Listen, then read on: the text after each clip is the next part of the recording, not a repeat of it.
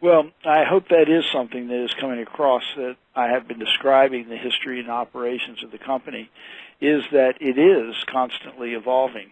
If we were still doing what we were doing back in the 80s and the way we were doing it, we would no longer be in business.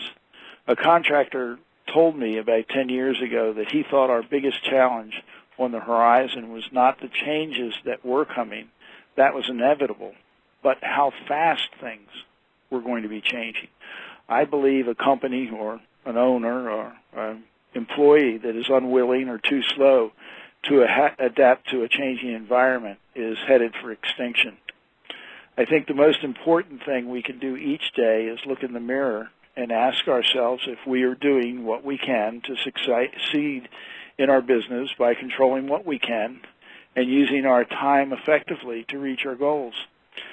Those goals may be a moving target, but not recognizing that things are changing around you and that you have a choice to deal with the change or not will have more to do with the success of your business than anything else.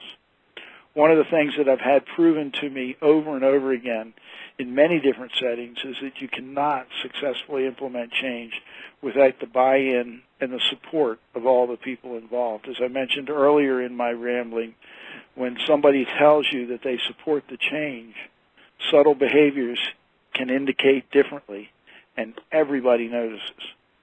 That is so true. It's just, everybody is an individual, but when we are in groups, we tend to go back a tiny bit of that herd mentality where we pick up nuances and glances and the body language that sort of indicates, I said I was in, but, it indicates I'm not in. I'm sort of acting that out. And I love how you said it's a choice. It totally is a choice. Success is a choice. Adapting to change or resisting to change, that's a choice. Are you going to get your team involved in the change? That's a choice. All these things are choices, and I love your points on that. And also it's one phrase I was reminded of that happens to be in my very favorite book of all time. It says, "He who has ears, let him hear," and that insight really makes a difference. What are some other challenges that you have faced, or maybe that you're facing right now? Maybe some current opportunities or challenges.